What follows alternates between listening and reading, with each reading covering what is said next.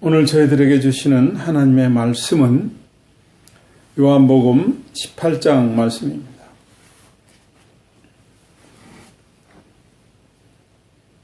요한복음 18장 33절에서 38절까지 말씀 다 함께 합독하겠습니다. 이에 빌라도가 다시 관정에 들어가 예수를 불러 가로되 네가 유대인의 왕이냐? 예수께서 대답하시되 이는 네가 스스로 하는 말이뇨? 다른 사람들이 나를 대하여 네게 한 말이뇨? 빌라도가 대답하되 내가 유대인이냐? 네 나라 사람과 대제사장들이 너를 내게 넘겼으니 네가 무엇을 하였느냐? 예수께서 대답하시되 내 나라는 이 세상에 속한 것이 아니라 만일 내 나라가 이 세상에 속한 것이었다면 내 종들이 싸워 나로 유대인들에게 넘기우지 않게 하였으리라. 이제 내 나라는 여기에 속한 것이 아니니라. 빌라도가 가로되 그러면 네가 왕이 아니냐? 예수께서 대답하시되 네 말과 같이 내가 왕이니라. 내가 이를 위하여 났으며 이를 위하여 세상에 왔나니 곧 진리에 대하여 증거하려 함이로라. 무릇 진리에 속한 자는 내 소리를 듣느니라 하신대 빌라도가 가로되 진리가 무엇이냐 하더라. 기도하고 말씀 나누겠습니다. 하나님 아버지, 하나님의 나라에 대한 말씀을 함께 나눕니다. 깊은 깨달음이 있게 하시고 부족한 자를 사용하셔서 하나님의 나라를 모두가 볼 수 있고 느끼게 하여 주옵소서. 예수님의 이름으로 기도하옵나이다. 아멘.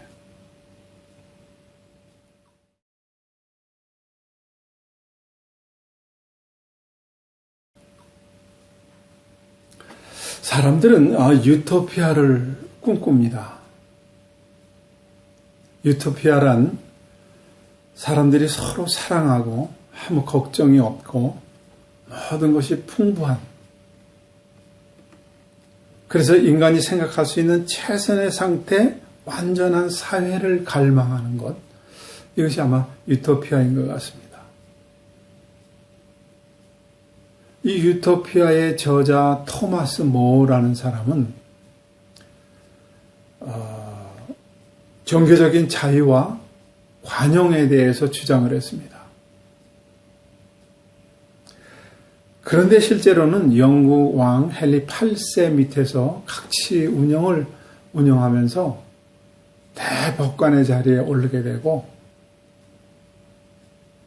오히려 루터의 종교 개혁을 방해하고 개신교인을 무참하게 탄압했습니다. 유토피아라고 하는 책에서는 종교적인 자유와 관용을 주장했지만 실제로 그의 삶은 무자비하게 탄압을 했습니다.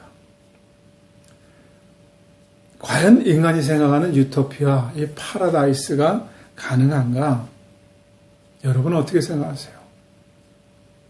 이 유토피아라는 말은 헬라어에서 그리스에서 비롯됐는데 유토피아라는 말이 nowhere입니다. 어디에도 존재하지 않는 것, 이것을 유토피아라고 하는 거예요.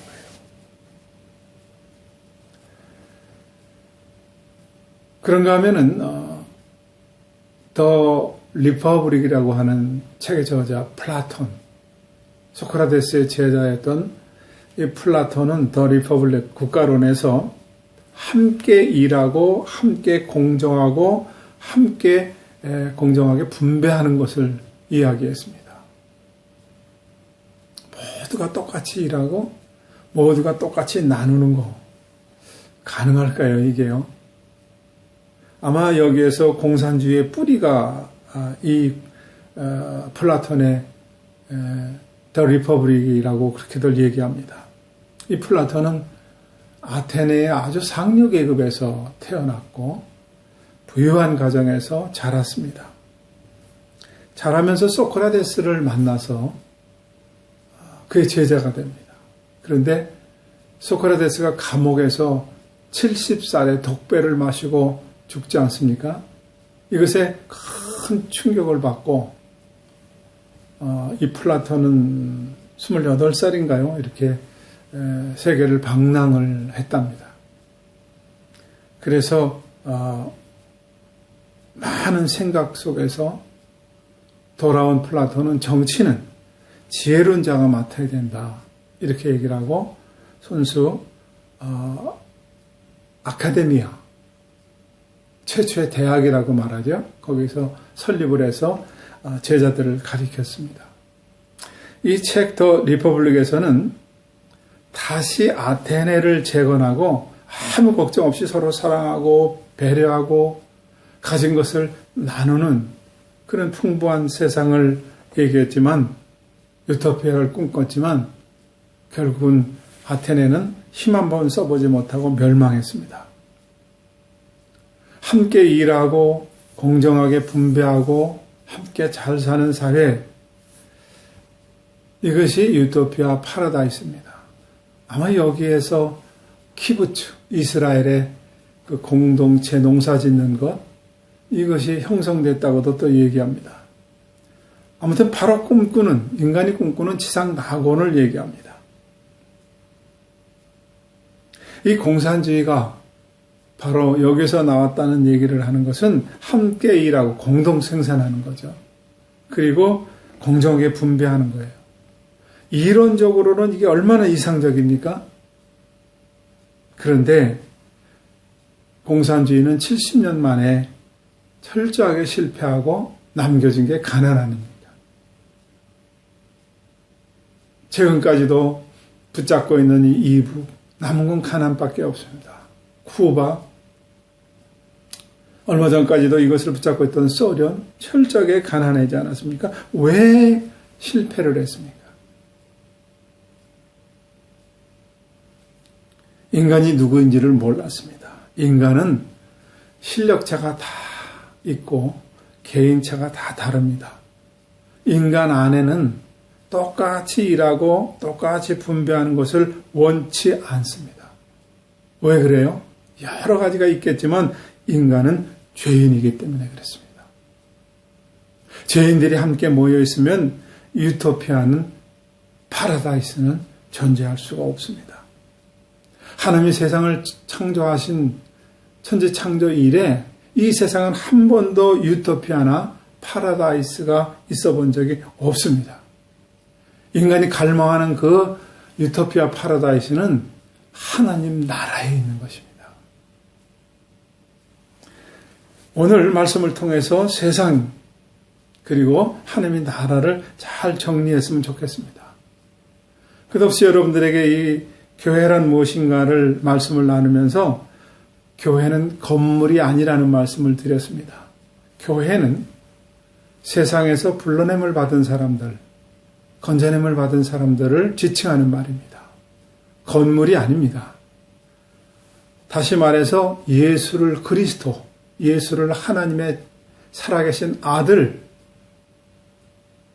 살아계신 하나님의 아들로 고백하는 자에게 주어지는 하나님의 자녀됨을 말합니다. 그래서 우리는 이 고백을 한 사람은 그리스도와 한 몸입니다. 주님은 머리이시고 우리는 그의 지체입니다. 미국에 있든 영국에 있든 한국에 있든 예수를 그리스도요 살아계신 하나님의 아들이라고 고백하면은 지체가 돼서 큰 세모파 안에 다 들어와서 주님과 한 몸이라는 것입니다. 지난 시간에는 온 우주 만물을 창조하시고 사랑의 원천이시고 시간의 시작이신 그분의 신부라는 거예요. 우리가 그 하나님의 색시라는 겁니다. 오늘은 그런 우리가 이 세상에 살지만 하늘나라의 사람들이라는 거예요. 오늘 그 말씀을 본문을 통해서 보겠습니다. 33절입니다. 빌라도가 예수에게 내가 유대인의 왕이냐? 이렇게 질문합니다. 그래서 예수님이 묻습니다. 내가 왕이라는 말은 34절에 내가 스스로 하는 말이냐? 아니면 사람들이 나에 대해서 내게 한 말이냐? 하고 질문을 합니다. 빌라도의 대답은 어떻게 하겠어요? 내가 한 말이다. 아니면 사람들이 그렇다 하더라. 그렇게 대답해야 되는데 빌라도는 그렇게 대답을 하지 않습니다. 35절 네 나라 사람과 대제사장들이 너를 내게 넘겼는데 네가 무엇에 대해서 그러느냐? 네가 무엇 때문에 여기 잡혀왔냐고 다른 질문을 또 합니다. 그랬더니 예수님이 36절에 내 나라는 이 세상에 속한 것이 아니라 내 나라가 이 세상에 속한 것이라면 내 종들이와 싸워서 유대인에게 넘기지 않았을 것이다. 내 나라는 여기에 속한 것이 아니라 그렇게 얘기합니다. 못 알아듣지요? 여러분, 하나님의 나라는 이 세상이 아닙니다. 예수님께서 이제 십자가를 지시기 전에 제사장들의 하속들에 의해서 붙잡히게 될 때에 베드로가 검을 뽑아서 대제사장의 그 말고라는 사람을 쳐서 귀를 잘라뜨리지 않습니까? 그럴 때 예수님이 뭐라고 말씀합니까? 검을 다시 꽂으라. 그렇게 말씀하시고 내가 하늘에서 12영이나 되는 천사들, 12군단이나 되는 많은 천사들을 이 땅에 내려서 이 세상을 다 쓸어버릴 수 없어서 할 수가 없어서 내가 그러고 있는 줄 아느냐? 검을 꽂으라. 검을 쓰는 자는 검으로 망한다 그랬습니다. 이 세상이 하나님의 관심을 갖는 나라가 아닙니다. 그러니까 37절에 빌라도가 그러면 네가 왕이냐? 다시 또 질문합니다. 예수님이 대답하시기를 내 말이 내 말과 같이 내가 왕이라. 내가 이를 위하여 태어났으며 이를 위하여 세상에 왔다. 다시 말하면 진리에 대하여 증거하려고 세상에 왔다. 진리에 속한 자는 내 소리를 듣는다는 겁니다. 내가 왕으로 왔지만 하나님의 나라의 왕으로 왔고 왕으로 온 이유는 진리를 너희들한테 증거해 주기 위해서 왔다. 진리에 속한 자는 내 소리가 무엇인지 안다 그랬습니다. 그랬더니 빌라도가 38절에요. 빌라도가 진리가 무엇이냐 되묻습니다. 여러분 진리의 말씀이 들리십니까? 진리에 속해야 진리가 무엇인지를 압니다. 진리에 속하지 않으면 절대 말씀을 깨닫지 못합니다. 여러분이 구원의 은혜가 없다면은 하나님의 말씀을 듣고 이해하지도 못하고 은혜 받지도 못합니다. 예수님이 이 땅에 오신 것은 하나님 나라의 왕으로 오셨는데 하나님 나라의 왕으로 이 땅에 오신 것은 진리를 선포하시기 위해서 오셨습니다. 그 진리라는 것은 예수님과 우리가 한 몸이고 우리가 예수님의 신부고 또 우리는 하나님 나라의 시민들입니다. 그런데 문제는 이 세상에 살면서 우리가 하나님 나라로 살아가는 방법들을 만들어내는 것이 아니라 끊임없이 이 세상에다가 말뚝을 받기를 원합니다.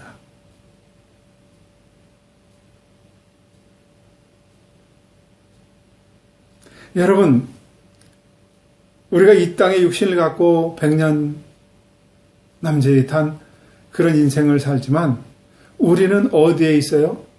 하나님 나라의 시민입니다. 글리 돌아가야 됩니다. 하나님 나라 진리에 속하지 않으면 하나님 나라가 보이지도 않고 말씀이 깨달아지지도 않습니다. 누가복음 10장 23절로 24절에 보면은 제자들을 돌아보시며 정령이 이르시되 너희의 보는 것을 보는 눈이 복되다 그랬어요. 제자들을 돌아보시면서 조용히 이르시되 너희의 보는 것을 보는 눈이 복되다. 내가 너희에게 말하노니 많은 선지자와 임금이 너희 보는 것을 보고자 했을 때 보지 못하였으며 너희 듣는 것을 듣고자 했을 때 듣지 못하였느니라 그랬어요. 안 들립니다. 여러분, 아무리 왕의 자리에 있어도 왕이라도 하나님 나라를 모릅니다. 여러분이 아무리 많은 지식이 있고 박사학위를 10개쯤 갖고 있어도 하나님 나라에 대해서 모릅니다. 진리는 하나님 나라의 백성만이 알 수 있습니다. 하나님의 나라는 하나님 나라의 백성만이 알 수 있습니다. 그런데 예수님이 내 나라는 이 세상이 아니라는 겁니다. 여러분 기억하세요? 예수님이 첫 사역이 첫 말씀이 마가복음 1장에서 이렇게 말씀하십니까? 때가 찼고 하나님의 나라가 가까웠으니 회개하고 복음을 믿어라 그랬어요. 때가 꽉 찼습니다. 하나님 나라가 가까이 왔다고 그렇게 말씀하시면서 회개하고 복음을 받으라는 겁니다. 예수님은 하나님 나라요, 예수님은 천국입니다. 이 말씀을 계속해서 복음서에서 말합니다. 세상의 나라는 통치자가 왕이나 군주나 독재자입니다. 그런데 하나님의 나라는 하나님이 통치하는 곳입니다. 지금 빌라도는 법정에서도 하나님의 나라는 이 세상이 아니라고 빌라도에게 말합니다. 그런데 우리는 끊임없이 세상 나라를 건설하려고 합니다. 열심히 신앙생활하고 헌금하고 기도해서 이 세상에 자기의 어떤 영역을 자꾸 넓히는데 모든 인생의 삶을 다 겁니다. 하나님 나라에 대해서 우리가 깊이 생각해 봐야 될 부분입니다. 인천에 있는 어느 한 성당의 주임 신부님이 칼럼을 하나 썼습니다. 그 칼럼이 무슨 칼럼이냐면은 김대건 신부의 유해보전 유감에 대한 칼럼이었어요. 김대건 신부 하면은 우리나라의 신부 서품을 받고 최초의 순교한 사람으로 우리가 알고 있지 않습니까? 근데 이 김대건 신부가 순교하고 난 뒤에 그 몸의 뼈가 200개 이상 나누어서 각 성당으로 나누어졌다는 거예요. 어느 뼈 부위는 미국으로, 어느 뼈 부위는 유럽으로 각 나라로 쫙 이렇게 흩어졌습니다. 이게 뭡니까? 여러분, 부처님이 죽으면은 몸에서 나온 사리가 하나 있으면 그걸 얻어다가 그 사리를 하나 넣고 큰 절을 짓지 않습니까? 사람들이 구름대처럼 거기에 모여서 기도합니다. 왜 그래요? 거기서 기도하면 영빨이 있다는 거 아닙니까? 근데 천주교도 이와 같이 한다는 거예요. 김대건 신부의 뼈를 세상에 다 나누어서 거기서 기도한다는 겁니다. 그래서 칼럼이 김대건 신부의 유해보전 유감입니다. 왜 이렇게 하는 거예요? 기도 응답 받고 모두 세상에서 자기가 원하는 걸 이루겠다는 거예요. 우리의 기도는 정말 하나님의 나라가 임하옵소서, 하나님의 뜻이 하늘에서 이룬 것처럼 이 땅에서도 이루어지시옵소서, 그런 기도가 아니라 전부 다 나의 욕망을 채우는 것에 초점이 맞춰져 있는 게 문제입니다. 여러분, 하나님이 성육신 하셔서 세상에 오셔서 십자가에 죽으신 것은 우리를 부자 만들려고 하신 것이 아니라 우리를 죄와 죽음에서 건지기 위해서 오셨습니다. 교회란 무엇에 대해서 건짐과 불러냄을 받은 사람들이거든요. 그렇다면은 우리를 건져내서 어디로 옮겨야 될 때가 있지 않습니까? 그것이 바로 하나님의 나라인데, 하나님의 나라에 가는데 초점이 맞춰야 되지 않습니까? 근데 우리는 세상의 성공과 부자, 여기에 관심과 여기에 모든 것이 집중되어 있습니다. 여러분, 우리의 인생은요, 간건에도 성경에 나와 있는 것처럼 7, 80입니다. 요즘 시대가 좋아서 100세수를 누린다고 그랬는데 100살 금방 끝납니다. 1300 시인의 그 귀천, 이 시를 좋아하기도 하고 가끔 읽어보기도 합니다. 나 하늘로 돌아가리라, 새벽빛. 와 닿으면 쓰러지는 이슬 더불어 손에 손을 잡고 나 하늘로 돌아가리라. 노을빛 함께 단둘이서 기슭에서 놀다가 구름이 손짓하면은 나 하늘로 돌아가리라. 아름다운 이 세상 소풍 끝내는 날 가서 아름다웠다고 말하리라. 천상병 시인은 우리의 인생을 잠깐 소풍 나왔다는 것으로 시를 통해서 표현하고 있습니다. 세상에 많은 것을 가지면 떠나는 게 쉽지 않습니다.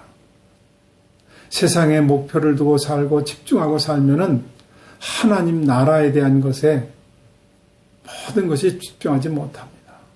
여러분, 폼페이 아니면 롯의 아내 이런 얘기를 성경에서 듣거나 또 이야기를 많이 듣지 않습니까? 그럼 한번 생각해 보세요. 우리가 어디에 서 있는지를. 성경에서 롯의 아내는 아주 잘 살았습니다. 근데 소돔성이 고모라가 멸망하게 됐습니다. 근데 천사가 나타나서 빨리 몸만 피해서 나가라는 겁니다. 나가면서 절대 뒤를 돌아보지 말라고 그랬습니다. 근데 뒤를 돌아보다가 소금 기둥이 됐습니다. 그동안 내가 쌓아놨던 내가 쌓아놨던 그 모든 것들이 다 불타지는데 돌아보지 않을 수가 있겠습니까, 인간이? 여러분, 지금 우리에게도 지금 아부다비에서 당장 떠나라, 몸만 나가라 그런다 그러면 우리도 롯의 아내와 똑같을 것입니다. 쉽지 않습니다. 여러분, 폼페이에 가니까 그 폼페이는 5만 명의 도시였다고 그래요. 근데 베수비우스 화산이 폭발 저짐이 이렇게 할 때 가난한 자들은 이상한 것을 감지하고 떠났다는 거예요. 그런데 5만 명 중에서 2천 명가량의 귀족과 부자들은 어떻게 떠나요? 자기가 읽어놓은 게 다 거기 있는데. 그래서 베수비오 화산이 폭발했을 때 다 그 안에서 죽었습니다. 2천 명가량이. 그게 다 부자라는 거예요. 많은 생각을 해보지 않습니까? 오늘 성경 말씀은 우리에게 예수님이 내 나라는 이 세상에 있지 않다 그랬습니다. 목사님, 그럼 세상에서 가난하게 삽니까? 그렇게 살기엔 너무 힘듭니다. 세상에서 성공도 하고 성공하세요. 그러나 그 성공이 반칙을 하면 안 된다는 말씀을 드렸습니다. 그래서 세상에 성공하는 게 아니라 여러분 세상에서 승리하십시오. 그런 말씀을 드렸던 것이죠. 어떻게 하면 승리할 수 있을까요? 하나님의 나라를 사십시오. 어떻게 하면 하나님의 나라를 살아갈 수 있습니까? 예수님께서 10명의 문둥병자를 고쳐줬던 누가복음의 사건을 여러분들이 잘 아십니다. 10명의 문둥병자를 고쳐주셨는데 9명은 다 흩어지고 1명이 주님 앞에 나와서 무릎 꿇고 감사했습니다.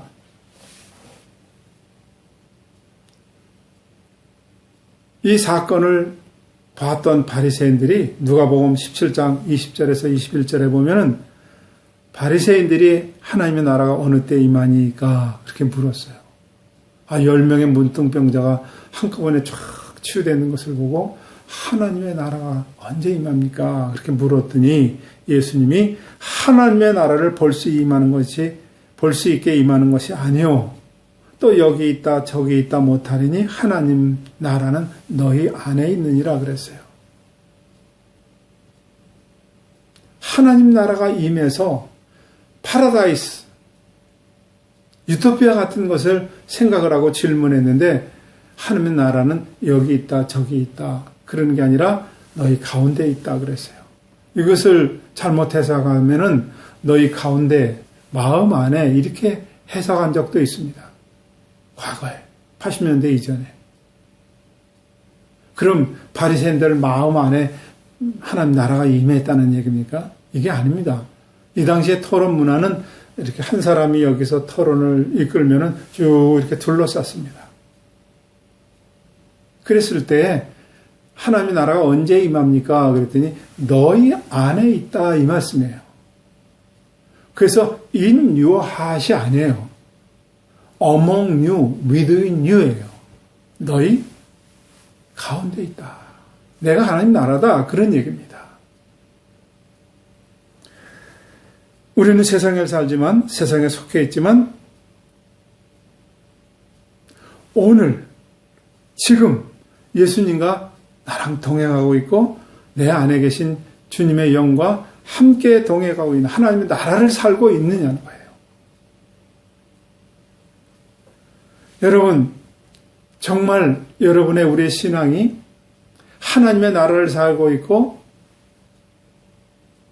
예수님의 영이 성령을 통해서 나와 함께 있다면은 어디에 있든지 다 감당이 됩니다. 다니엘처럼 풀무불에 있어도 감당이 됩니다.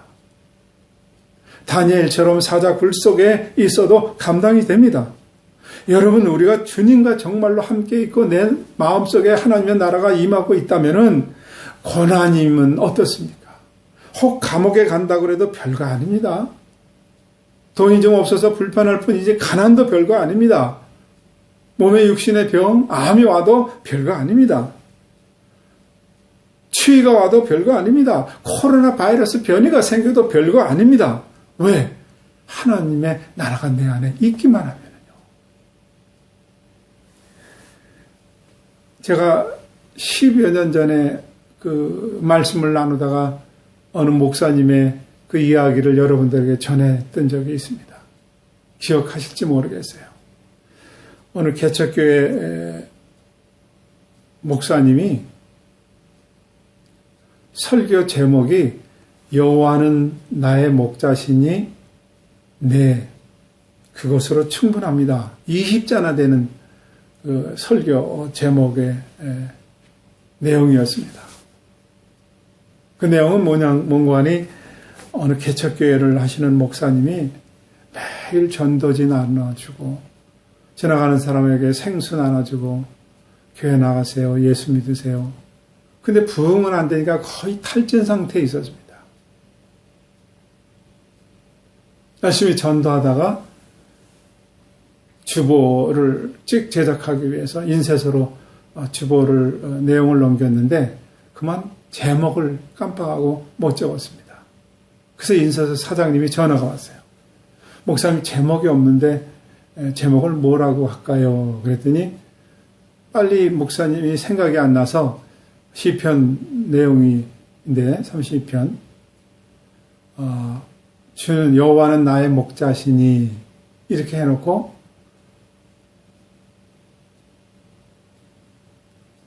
뭐라고 할까 하고 생각을 하고 있는데 그 다음에요 이렇게 인쇄소 사장이 물었다는 거예요. 그랬더니 예수님이 네 그것으로 충분합니다 그랬어요. 그러니까 인쇄소 사장님이 잘못 알아듣고 여호와는 나의 목자시니 네 그것으로 충분합니다 이렇게 인쇄를 했어요. 목사님이 예배를 인도하기 위해서 단에 올라가서 주보를 이렇게 접어서 이제 그 순서 목차를 이렇게 보는데 가득 찬 거예요 제목이요. 그래서 보니까 여호와는 나의 목자시니 네 그것으로 충분합니다 가득 찼어요. 너무 지치고 힘들고 부흥도 안 된 이 목사님이 설교를 하는 동안에 자꾸 그 제목이 눈에 들어오는 거예요. 예, 그것으로 충분합니다. 여호와는 목자시니 네, 그것으로 충분합니다. 나는 왜 부흥이 안 되지? 네, 그것으로 충분합니다. 나는 왜 이렇게 가난하지? 여호와는 목자시니 네, 그것으로 충분합니다. 설교하다가 그 제목이 눈에 확 들어와서 설교를 예배를 제대로 인도하지 못하고 울다가 끝났습니다. 목사님이 우니까 성도들 같이 따라 울고 예배가 엉망이 됐습니다. 그런데 한 사람 두 사람 울기 시작하고 뜨거운 은혜를 체험했어요. 그리고 이 교회가 후에 크게 부흥하고 성장했다는 그런 얘기입니다.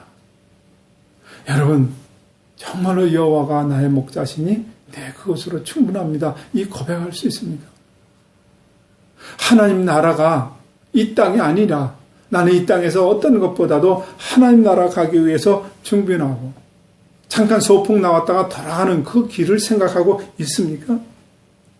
정말 우리 인생을 주님이 나와 함께 하시니까 그것으로 충분합니까? 말씀을 마칩니다.